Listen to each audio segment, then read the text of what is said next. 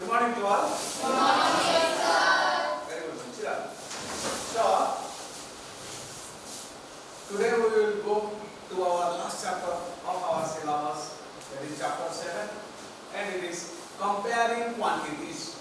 The chapter name is comparing quantities. It is a very important chapter because so many important concepts are important. Means you will study so many important things in this chapter. Ratio. You will read about ratio. You will read about proportion. You will read about unitary method. You will read about direct and indirect inverse variation. You will read about percentage, profit loss, and simple interest. Means almost all the chapters of arithmetics you will study in this chapter. So it is a very important chapter. From the beginning, you just concentrate upon your study and concentrate your mind and take care. So, first of all, I am going to say you about this chapter named Comparing Quantities. In mathematics, so many quantities, we just come across so many quantities, so many things like rupees, days, hours, minutes, kilometers, liters. These are the mathematical quantities. Length, unit of length is from the physics, you know, unit of length, that is meter, SI unit of. So length, volume, density, all these are called the quantities, mathematical quantities. Now, comparing quantities, the first one is ratio. So I am going to teach you first the ratio. Before going to this chapter, I want to just give one example of the ratio from your class. In your class, suppose the number of boys and number of girls. Number of boys are 12 and number of girls are 6. I know today's number of boys are 13, but knowingly I have written it 12. So, now I will compare the number of boys with the number of girls. Means, when 12 boys are there, understand first, then you will write. When 12 boys are there, then how many girls are there? 6. So I am comparing 12 boys with 6 girls. So one boy, if suppose 12 boys are there, so at that time 6 girls are present. If one boy will be present, then how many girls will be present there at that time? How it is 2? 6 by 12, or that is equal to 1 by 2. So here we can say, if I will say, number of boys, you know all about the ratio in your standard 6 class. So, boys to girls ratio is equal to 12 by 6. And ratio always are written in simplified form. So, it is 2 by 1 or it is written 2 double dot 1. ये double dot का meaning क्या है? Is to. So ये 2 is to 1 ऐसे लिखते हैं 2 is to 1. So this is the ratio of boys to girls. Similarly, if I will ask about the girls to boys, then the ratio will be 1 by 2 or 1 is to 2. So what is the, for this example, what is the total strength of the student in this class? Here now, in this, for this question, 18. So if I will ask you, what is the ratio of boys to total students? कितना होगा? Boys कितना है? और total students कितना है? लेकिन simplified करके रखना है. So it is 2 by 6 I cancelled. It is 2 by 3. So ratio is 2:3. So ratio means if two boys will be there out of 3 students, 2 boys are there. Out of 10 students, how many boys are there? Will be there. Accordingly, we will find. So ratio means it is a comparison. Compare करना है. I am just giving one example to you that understand first, then we will do the question. Suppose I asked you, find the ratio of rupees 2 to 85. Remember, when you will find the ratio, then both the quantities must have same unit. यहाँ ये rupees में है, वहाँ पैसे में है. तो दोनों को रेशियो निकालने का टाइम में दोनों को सेम यूनिट करना चाहिए. ओके, तो यहाँ क्या होगा रेशियो? तो रेशियो विल बी ₹2 मतलब 200 पैसे by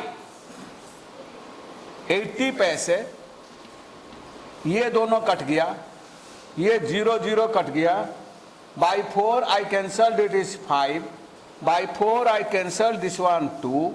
So everything cancelled, only 5 by 2 रह गया. तो रेशियो क्या होगा? 5:2. तो रेशियो का कुछ यूनिट नहीं रहता है.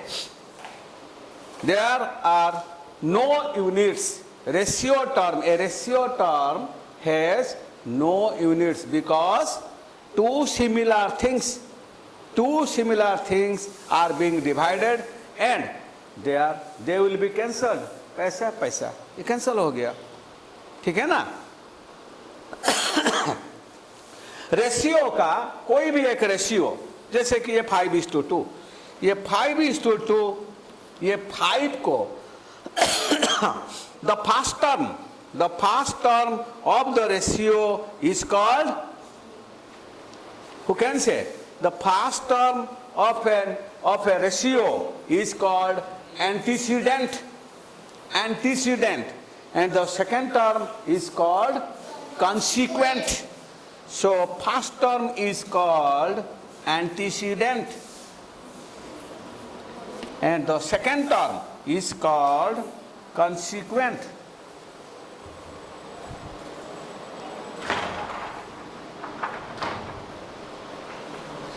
Consequent. It is given in your book, you can write, you can see. Now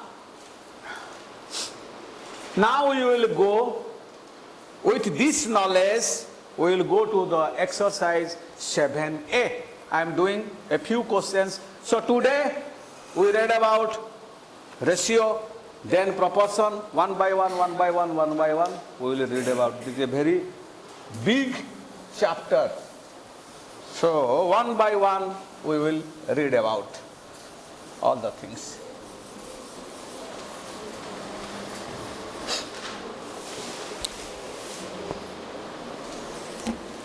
Now, exercise 7a.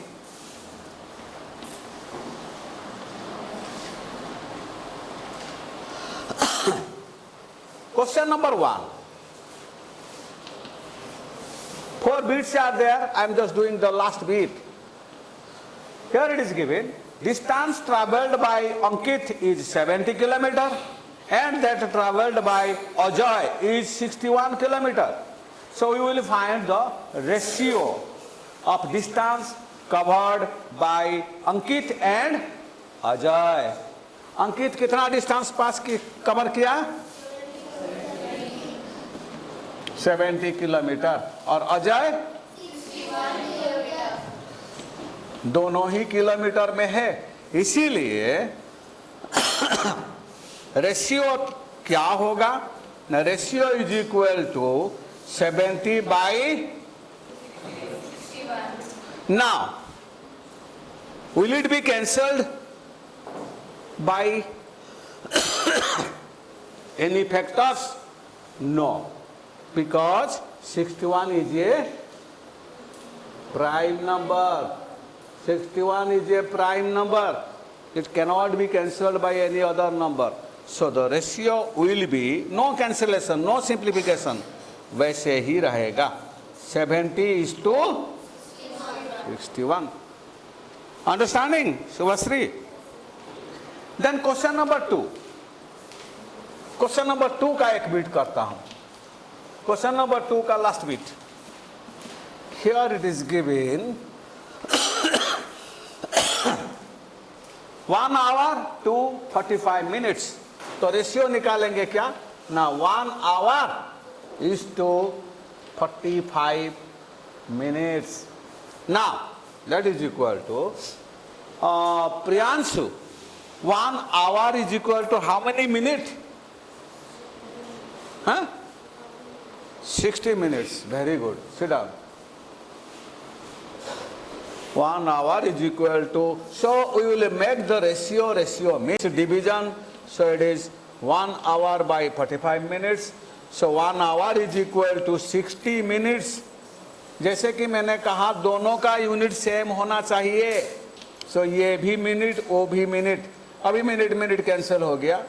By 5 by 15 directly. By 15 you can cancel, it is 4 because 15 into 4 that is 60.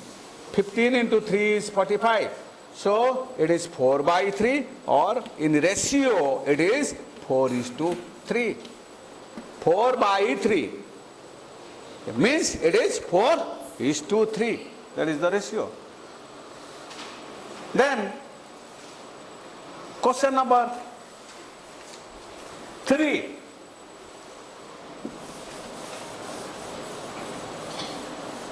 Look to the question. Out of 40 students, so out of 40 students, so total number of students 40. Out of 40 students who appeared in an exam, 35 passed. So passed 35 students. Passed 35 students. And rest failed. Rest, so failed students कितना होगा? Failed, it is 40 minus पहले rest को means failed students को निकाल दो minus करके. Now अभी question पूछता है पास टू दैट अपीयर्ड. तो पास्ट कितना पास किया? So passed to appeared is equal to passed हुआ है 35, अपीयर किए थे 40. By 5 cancel it is 7, by 5 it is 8. So ये होगा answer 7:8. Passed to appeared. Then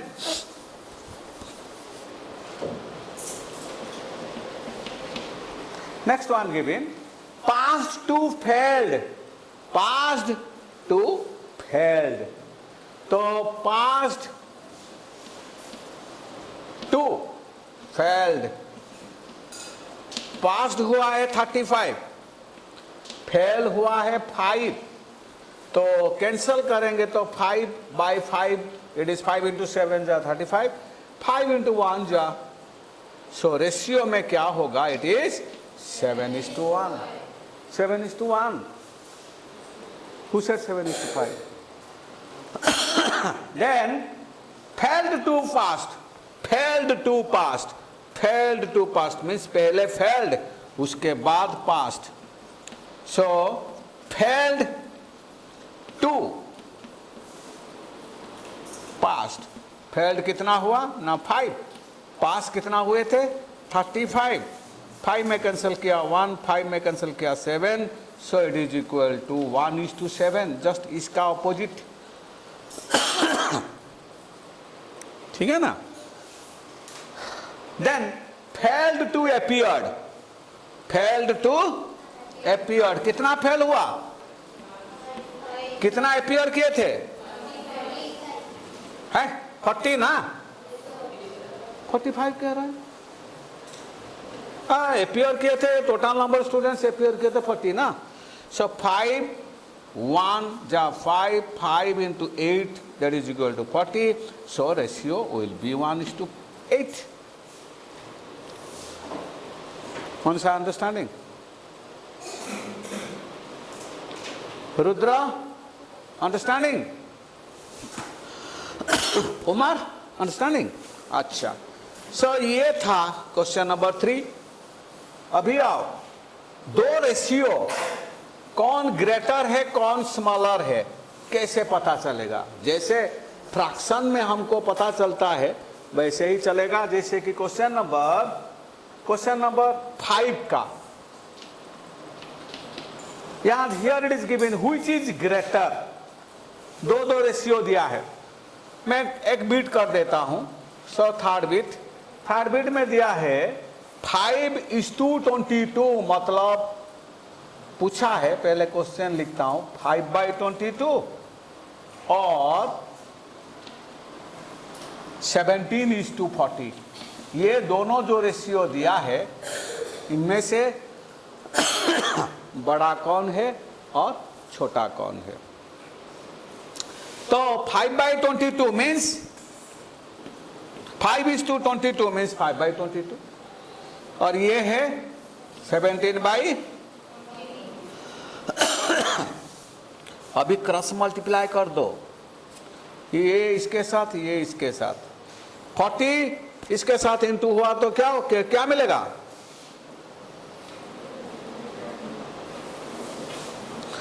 17 इसके साथ इंटू होगा तो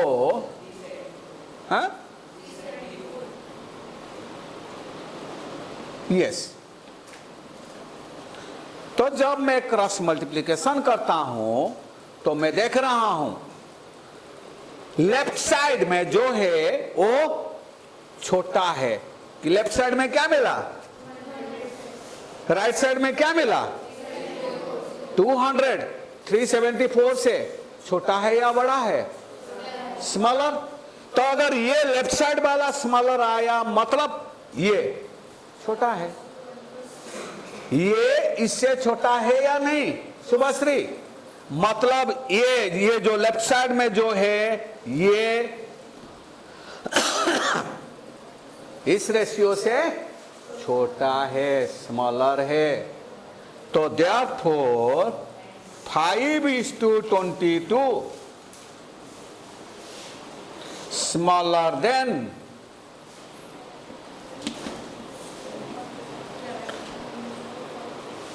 ठीक है ना.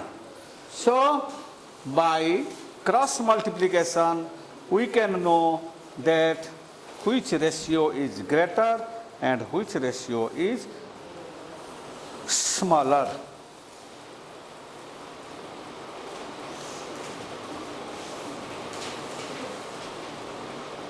हाँ, मैं ये बुक नहीं, एक बहुत अच्छा क्वेश्चन मैं तुमको मेरा माइंड से मैं पूछ रहा हूं मतलब कर रहा हूं, समझा रहा हूं तुम लोग को. वेरी इंपॉर्टेंट, लुक हियर, ये बहुत इंपॉर्टेंट है. और एक्सप्लेन करता हूं मतलब हो भी सकता है मैं पूछ भी सकता हूं, because I am explaining you. Question, ये important question. If A is to B is equal to 2:3 and B is to C is equal to 5:8, find A is to C बहुत इंपॉर्टेंट क्वेश्चन है, लेकिन अगर समझ जाओगे तो बहुत easy है। दिया है A:B कितना है, तो A:B मतलब A/B इज इक्वल टू दिया है 2/3। फिर B/C कितना दिया है, अच्छा यहां फाइंड A:B:C, ऐसे करो। B:C दिया है कितना,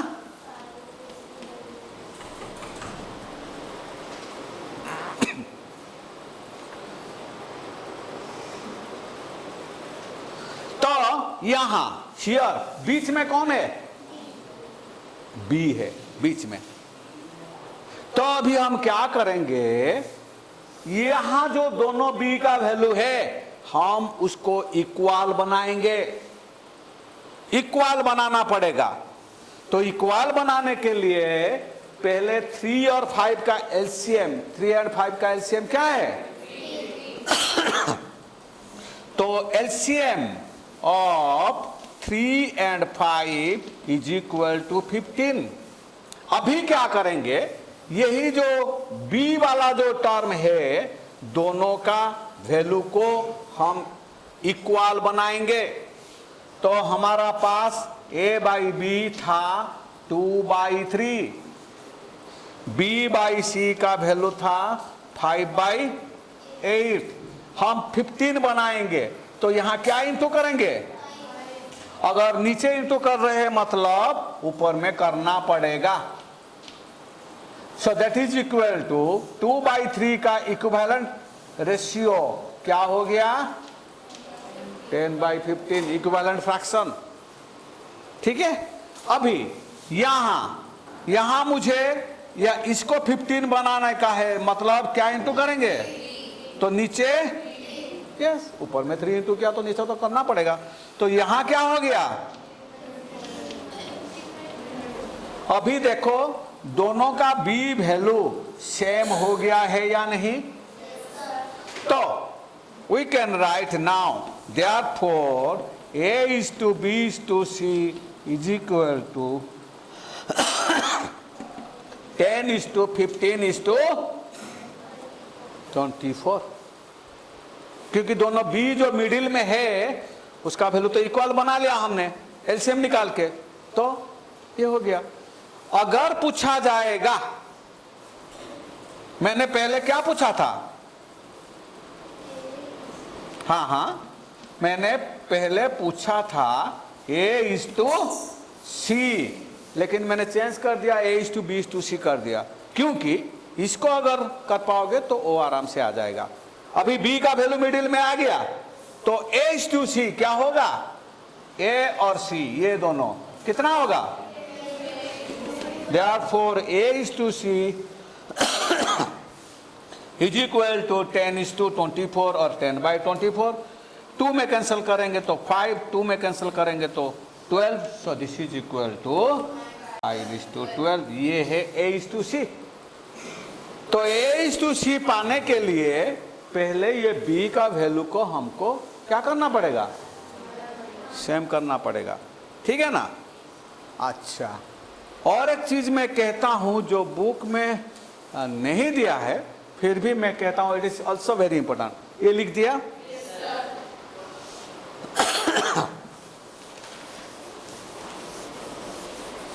अच्छा, मैं दिया एक रेशियो सिंप्लीफाई, मैं क्वेश्चन दिया simplify the ratio into simplest form.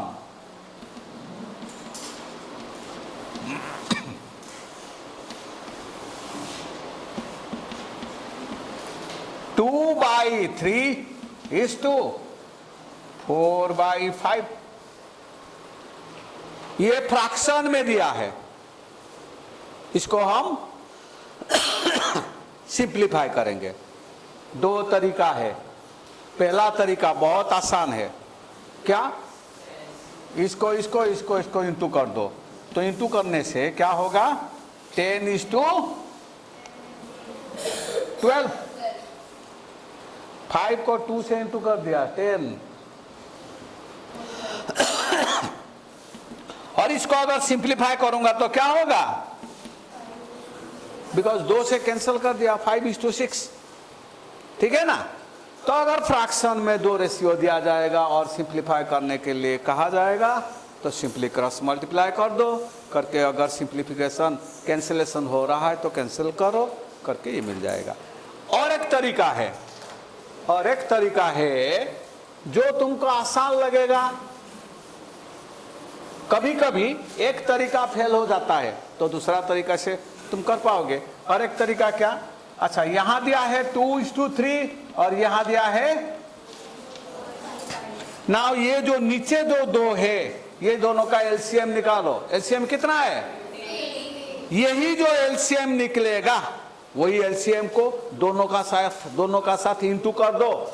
सो 2:3 ये सेम है। अगर मैं इसका साथ 15 इंटू कर दिया और इसका साथ भी 15 इंटू कर दिया तो दोनों का वैल्यू भी सेम रहेगा, क्योंकि एलसीएम को मैं मल्टीप्लाई कर रहा हूं ना। ये इसको कैंसिल कर दिया, ये इसको कैंसिल कर दिया, दैट इज इक्वल टू ये हमारा हुआ 10:12, वही आ गया, और दैट इज इक्वल टू 5:6। तो इधर क्रॉस मल्टीप्लाई करके तुम सिंपलीफाई बना सकते हो, नहीं तो एलसीएम निकाल के वही एलसीएम को इंटू करके, दोनों टर्म का साथ इंटू करके भी तुम कर सकते हो। और एक क्वेश्चन मैं अभी कर रहा हूं, कंप्लीटेड, ये साइड भी कंप्लीटेड।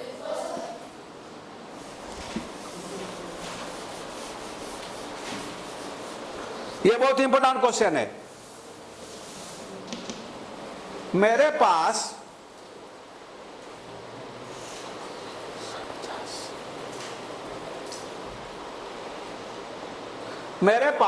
900 रुपीज है। मैं ये 900 रुपीज को A Amit, B Brazil, C Argentina, Brazil, Chile, ABC. It is called ABC of United States geography में। अर्जेंटीना, ब्राजील और चिली, ये जो तीनों स्टेट है इसको कहते हैं ABC ऑफ यूरोप। अच्छा, ABC में मैंने डिस्ट्रीब्यूट करना चाहता हूं, कितना रेशियो में ना, 3:5:7। मतलब ए को 3 पार्ट्स मिलेगा, बी को 5 पार्ट्स मिलेगा और सी को 7 पार्ट्स मिलना चाहिए। इसी हिसाब से मैं डिस्ट्रीब्यूट करूंगा, ठीक है ना। यस जब ऐसे दिया जाएगा तो first you will find what is the total ratio. So यहां total ratio, here total ratio is equal to 3 + 5 + 7, that is equal to 15। Total ratio का वैल्यू पहले निकाल लो, अभी आराम से मिल जाएगा ए का शेयर, बी का शेयर, सी का शेयर। सो एज शेयर, ए का शेयर कितना है, ए को कितना पार्ट मिल रहा है, सो 3 parts by total parts into total money. मतलब ए को मिलेगा 3 बाई इंटू, ये कैंसिल हो गया 60, सो इसको मिलेगा 180 रुपीज। बी का शेयर कितना होगा, वैसे ही बोलो, 5 बाई इंटू जो टोटल मनी दिया है वही इंटू होगा, सो ये कैंसिल हो गया। तो अभी सी को मिलेगा, सी को कितना मिलेगा, ये शुभश्री बोल 7 बाई इंटू, हाँ, सो ये इंटू कर दिया तो 60, so this is equal to. अभी हम देखते हैं कि हमारा ये जो आंसर निकला ये सही है या रॉन्ग है। ऐड कर दो, 420, 300 और 180।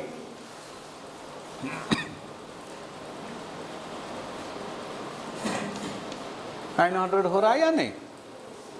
तो ऐसे ही निकालते हैं। The sum of all the angles of a triangle is equal to 180 degree हो, चाहे कोई भी ट्रायंगल हो। So the sum of all the angles of a triangle is equal to 180 degree. इसको नहीं दिया जाएगा, ये यहां रहना चाहिए, ठीक है ना, क्योंकि ये ऑलवेज रिक्वायर्ड होता है। तो मैं सपोज एक ट्रायंगल दिया ए बी सी, और ये जो ए बी सी का मैंने रेशियो दे दिया कि ये है 2:3:4। ए बी सी एंगल जो है इस ट्रायंगल का ये 2:3:4 रेशियो में है। ये प्रीवियस वाला क्वेश्चन जैसे था। अभी मैं पूछता हूं फाइंड ईच एंगल। क्वेश्चन है in a triangle the 3 angles are in the ratio 2:3:4, find each angle. हम तो जानते हैं, क्या जानते हैं? Sum of the angles is equal to total ratio निकालो, देन इंडिविजुअल करके this by this into 180, this by this into 180, this by this into 180, बस हो जाएगा। फटाफट कम करो, फटाफट कम ऑन डू क्विक।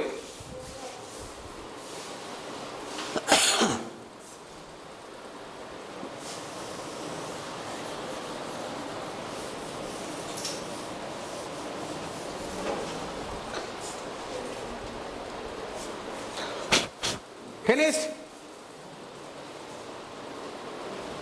नहीं नहीं नहीं, बुलक की तरह मत भागो, लियोपार्ड की तरह भागो। Come on quick.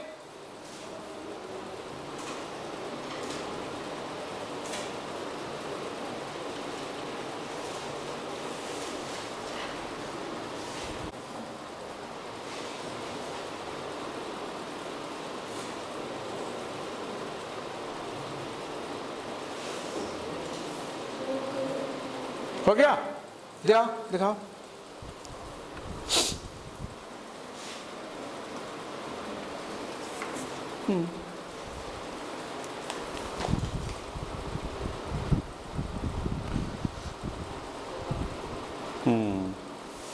Correct, good, very good. और किसका कंप्लीट हुआ? आओ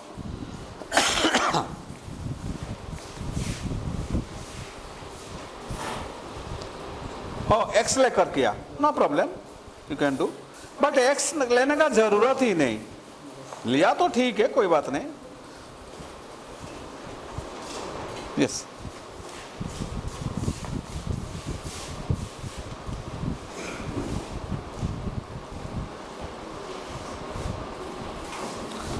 बस बस बस, और नहीं चाहिए मुझे, बेल बज गया। अब हम जाएंगे, तुम्हारा मर्जी से तुम आओगे, ये नहीं चलेगा।